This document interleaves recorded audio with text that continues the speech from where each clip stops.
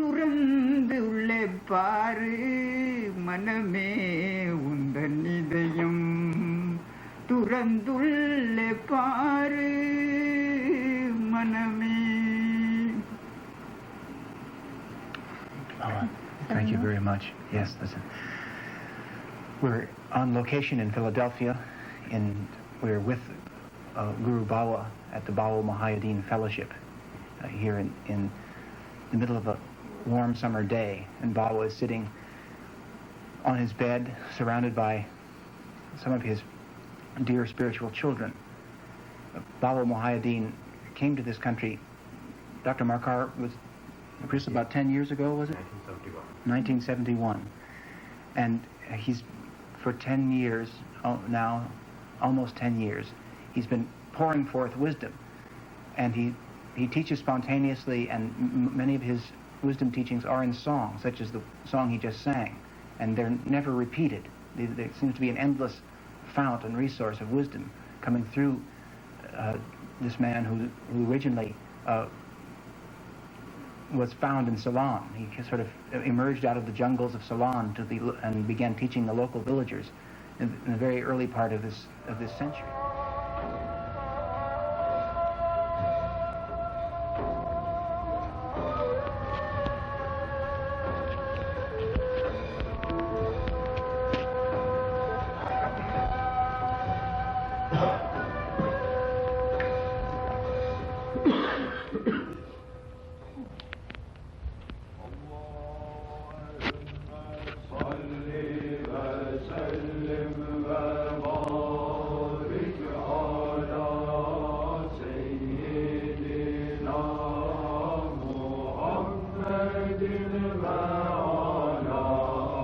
Welcome. We're honored to have the presence in this country of a very rare spiritual teacher. His name is Sheikh Muzaffer Efendi, and he's the 19th successive spiritual leader of the mystical order of the Naqshibandi Jerrahi dervishes of Istanbul. And he has fallen in love with our country. He feels the great warmth and beauty in the hearts of American people, and he's decided to come here to begin his work in the West. And after the mystical founder of this particular order, Pir Nureddin Jerrahi, left the visible realm in 1721, and ever since that time there has been an unbroken succession of teaching and power and energy flowing through this order. And it's just as intense and fresh today as it was hundreds of years ago.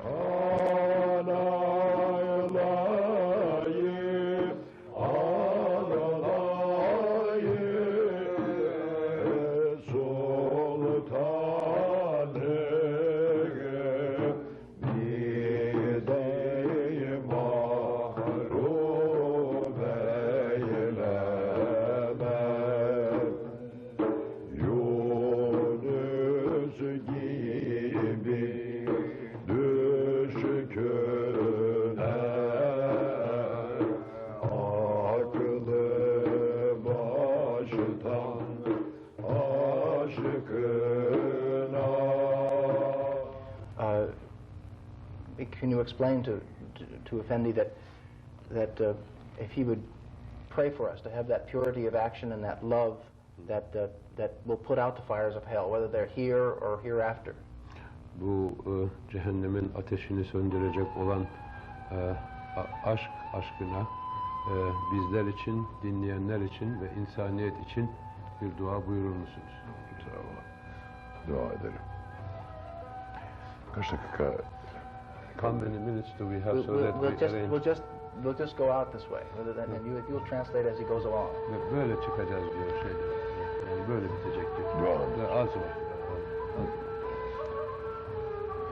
Ey yerin ve göğün sahibi, bilinen ve bilinmeyen alemlerin maliki olan Ulu Allah.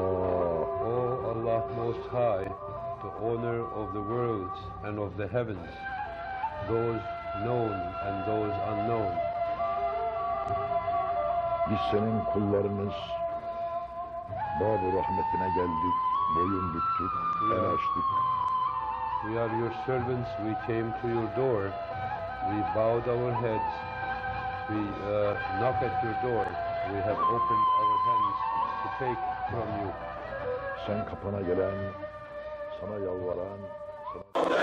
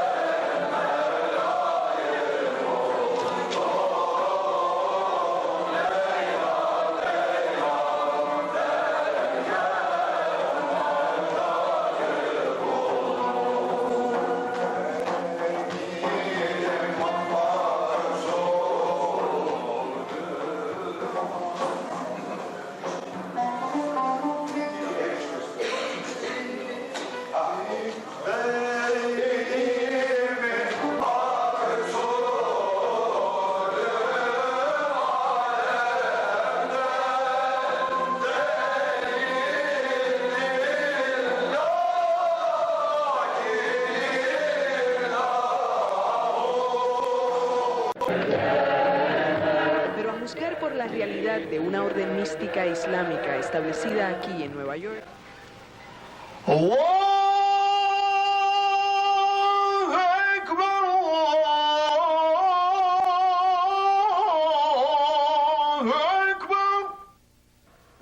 En pleno siglo XX, un grupo integrado por miembros de los más diversos trasfondos culturales practica fielmente la tradición mística que trazó el profeta Mahoma en el siglo VII.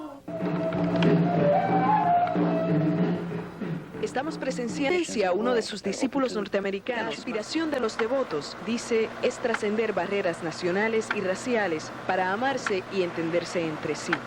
En Nueva York, Edwin Ortiz, SIN. May I sit down? You mind?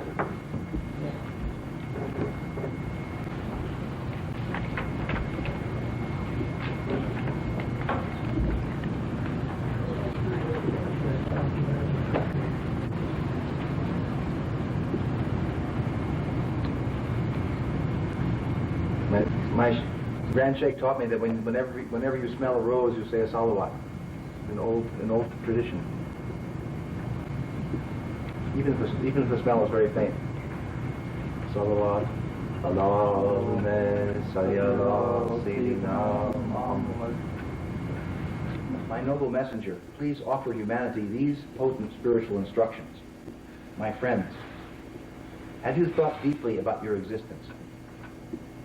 As you prepare the soil for sowing, inquire inwardly whether it is really you who scatter the seeds, or whether they are sown through you by the source of life. If Allah Most High wished to test you, the source of power could reduce fertile soil to dry powder, leaving you to lament, now we will plunge into debt and be deprived of every comfort. My friends, have you thought deeply about your existence? If you are refreshed by drinking cool water, inquire inwardly whether you bring it down from the beautiful dark clouds, or whether the source of life showers this essential blessing upon the earth. If Allah Most High wished to chasten you, the source of power could cause bitter rain to fall. Even for the simplest gifts of life, you should feel profound gratitude toward the source of life. As you kindle the cooking fire, inquire inwardly whether you planted the trees and made them grow, or whether the vast forests on this planet are not really nurtured by the source of life alone. Allah Most Merciful sustains every detail of existence providing firewood and fire as precious gifts for those who dwell in the wilderness, reminding them constantly of the source of love. My friends, chant melodiously and cherish with every breath the majestic name for the ultimate source of the universe, Allah All-Powerful. As surely as the stars will fall from the sky at the end of time, and who can know the awesomeness of this divine promise, just as surely is my living Quran utterly noble and sublime. This revelation is a mysteriously veiled book of light, descending directly from the source of light, containing words of truth whose secret meanings cannot be touched except with minds and hearts completely purified by Allah Most High.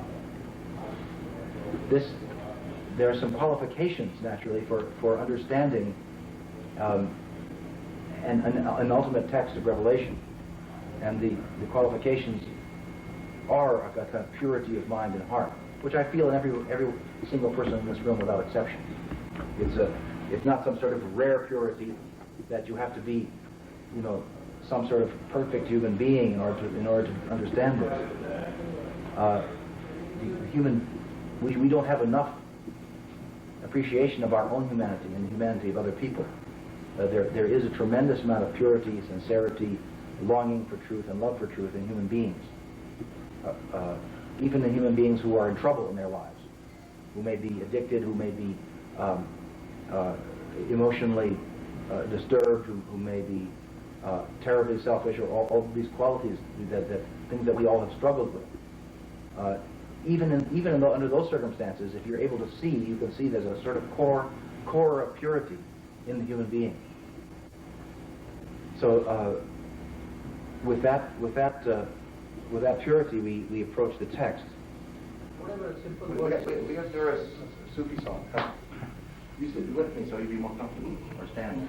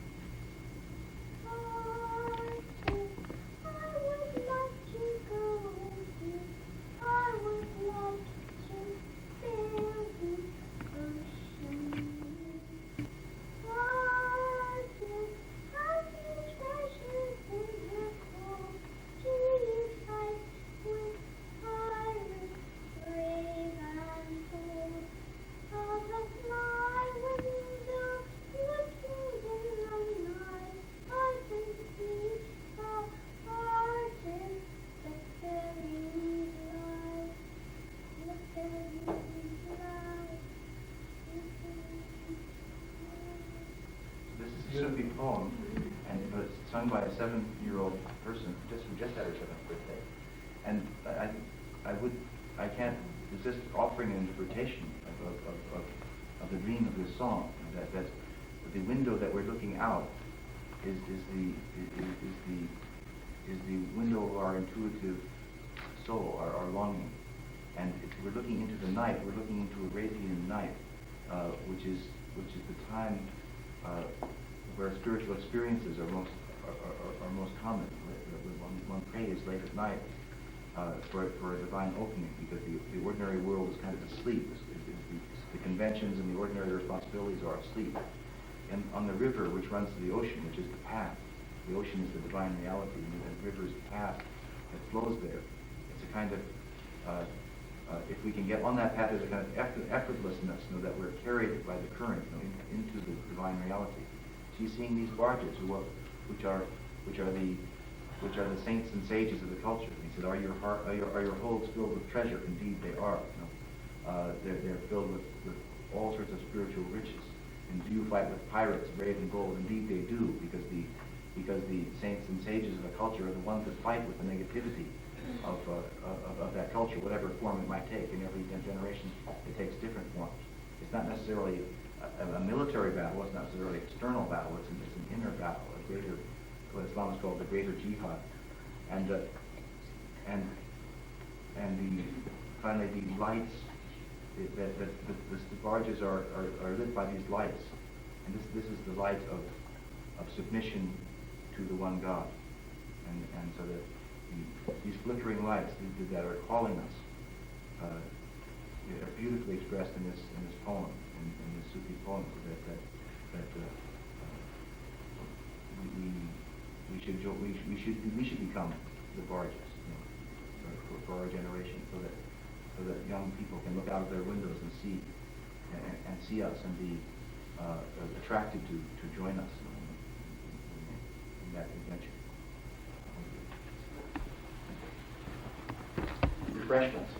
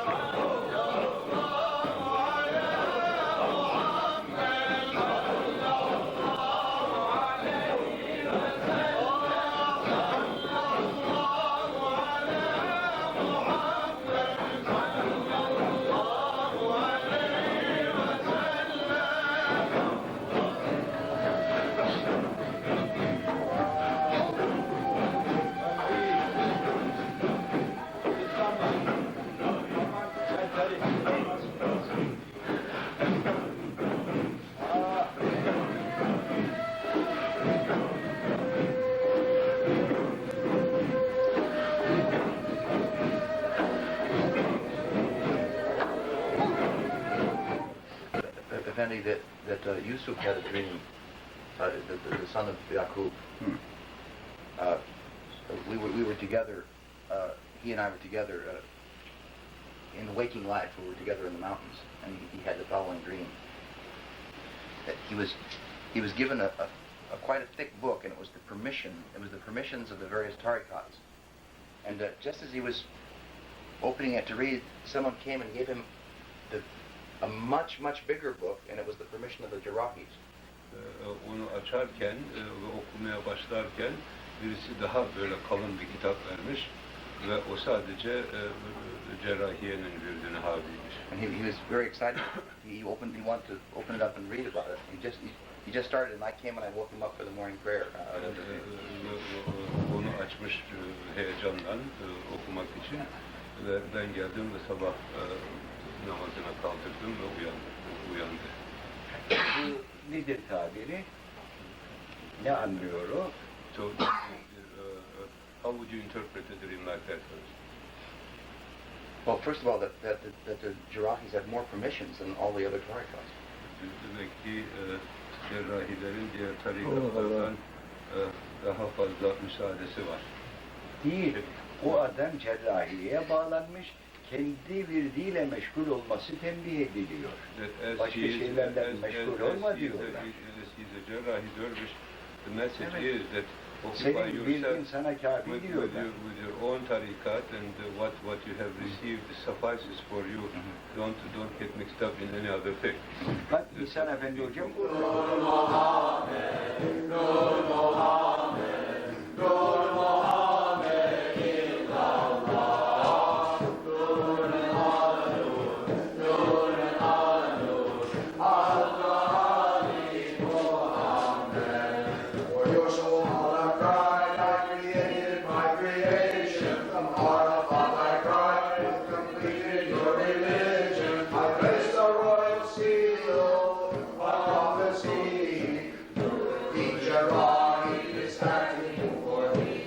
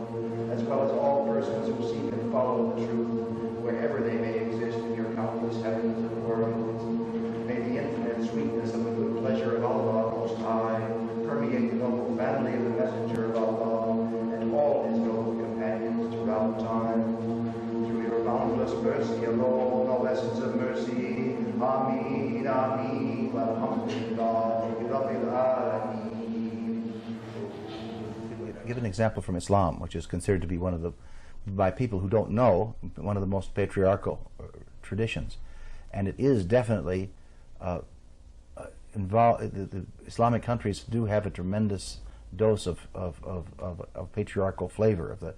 But the very fact is that the principal names of the divine in Islam are Rahman and Rahim, the compassionate, the merciful, and the Arabic root is Rah on both of these words, which means womb. So really, Allah, the supreme all-encompassing, aware reality, which is really the mother.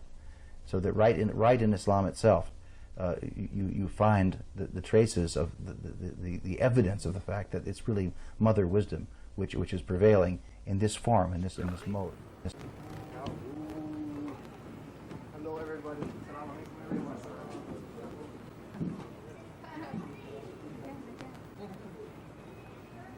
Every day you are becoming more beautiful, more handsome. This is my friends Jazib and Jamila from Nashville. They have the second Nashville.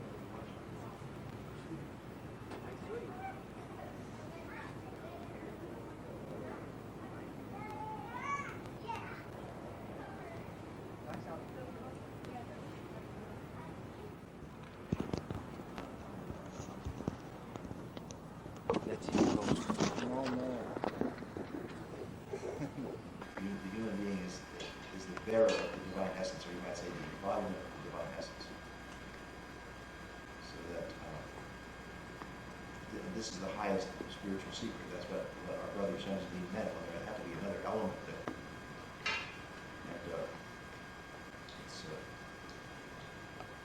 And it's something that's hidden.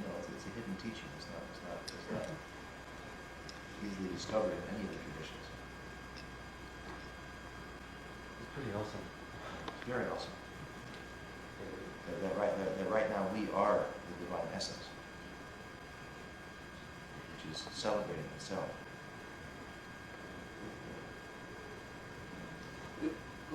If Adam is one of the greatest divine names, shouldn't Eve be a great divine name? But Adam in the sense meaning humanity. See, it doesn't mean Adam, alayhi salam. It doesn't mean that person. The principle Allah Most High is available at all times. This is kind of infinite motherliness. So let's cry, O Lord, increase me in knowledge, and let's cry it with knowledge. And let's divest ourselves of all the hard thoughts and hard doctrines and whatever thing that are the hard resentments that we surround ourselves with. Let's divest ourselves. What good does it do to take off the shoes to come and to pray and to make the ablutions if we keep all these things around us? But this takes knowledge. This takes knowledge of the heart. It's not something simple. Salat is not something simple. It is, alhamdulillah, also something simple. But what I mean by not something simple, I mean that every day one sees new implications, new vastness about what this act means. This act of opening one's heart, Allahu Akbar. Some commentators say that when you say Allahu Akbar, the motion of the hands here is to be putting the world behind you. Alhamdulillah, that's a beautiful interpretation, because just as one takes off one's shoes, one has to put the world behind. But another meaning could be when you say Allahu Akbar, aren't you like opening yourself completely, your heart and your being completely, like that? You're not covering anything. You're completely open, and then one can link one's hands here or here and enter into the innermost regions of one's being, but not until one has divested oneself of everything. And then the head falls down slightly to the left, and one is in touch with the heart, with the eyes of the heart. Then one prays.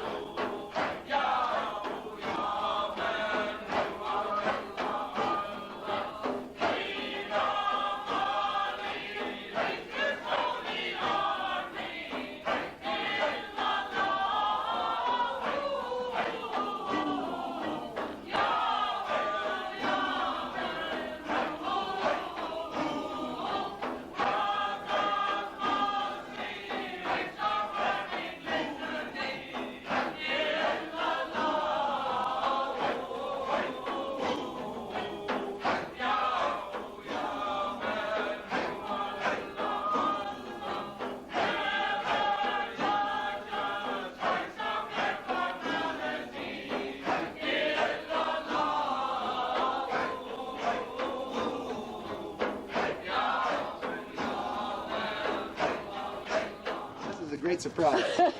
Welcome to Mecca. Well, it's about time I came to your Mecca. You've been to my Mecca enough. Wait a minute, you're not. I need to get more light on your face. Wait just a minute. You know, in this media age, nothing's real. Everything's mediated. So, hi, Lex. Suzanne. Hi, sweetheart. I'm gonna kiss. Even before that, onward. So.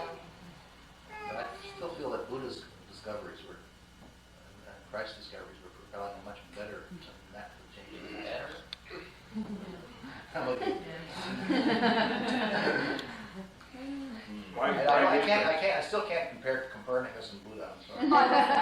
I wasn't saying you should compare them, but I'm talking about, you know, a rapid change in the mass consciousness and the way we do things. In fact, Copernicus was a Buddha. I didn't say that. It's interesting, like the same dialectic thing. I want what Maggie has and what all of you have expressed, which is this deep appreciation of, including the appreciation of my own naked humanity and strange formations in my psyche that have come out of my cultural conditioning, come out of previous lifetimes. Also, an appreciation of the very specialness and radiance and luminosity. And but I want it to be something really real and not a fantasy of what realization would be. And I'm afraid that, you know, even many great, well, quote unquote, many well-known spiritual teachers and guides, even throughout history, have gotten into some strange byways and have parlayed this up into kind of an enlightenment, and have gotten a lot of people to sort of go along with them, and entire cultures have gone off the track. So, I mean, given the fact of how dangerous that is, I mean, how could one individually hope to keep clear and to keep on the razor edge of the path? But that's what I want, and I'm desperately trying to stay away from any formulation now that I would be making in any religious language. But I must say that I do want this experience for all living beings. But that's a kind of Buddhist formulation. But I don't think it needs to be just associated with Buddhism. I think because there are many ways you could say it, and if the self with a capital S, is all beings, then you are, if you want it for yourself, you automatically want it for all beings. There are many different ways of saying it. The way the Sufi say it is that the Sufi refuses to enter paradise until all beings have entered paradise. So therefore puts pressure on Allah, because Allah wants this Sufi in paradise, because the Sufi is a totally luminous being. So you can bring pressure on God. In Sufism they would say that. So there are millions of different formulations of this in different languages. But I want to stay away from those and just speak a really naked human language like everyone else has been speaking.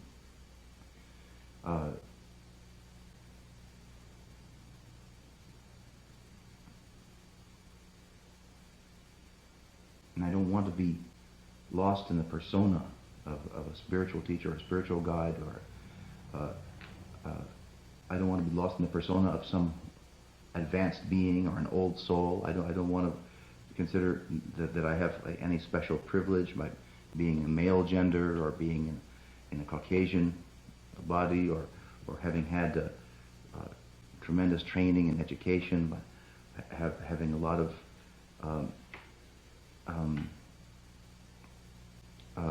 economic privilege and all of it.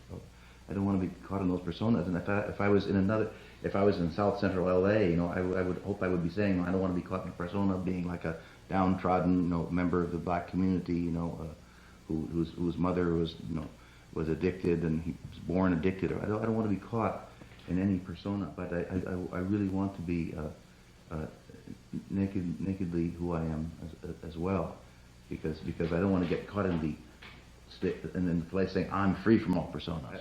I don't want to fall into the temptation to think, that you can become a sort of spiritual Superman, that never makes any mistakes, that never fails at every moment to call down the highest energies. I don't want to. That would be a persona also.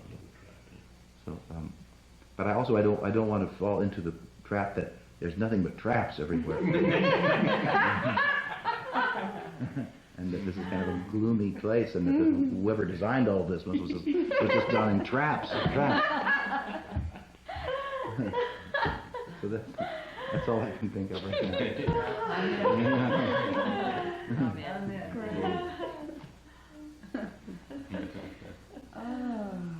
Well, are we ready to hustle? Well, we got Ben. Oh, Ben! Oh my God. Who can operate the camera so Ben can sit and talk? Can you get yourself in front of the camera?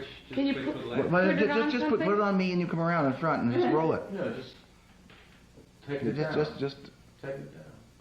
Of course, you may be coming in a little different shape than I am. A slimmer shape. Height will be a bad thing. Unveiling of the radiance of the only beloved, astonishing, amazing grace, has transformed me into the subtle mystery of I alone am the absolute truth.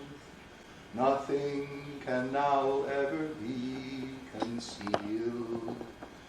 Ah, this divine I that I am, the healing light, priceless pearl ocean without shores, all holy I am, every conscious being, I am that one eternal I, who has appeared in the human form.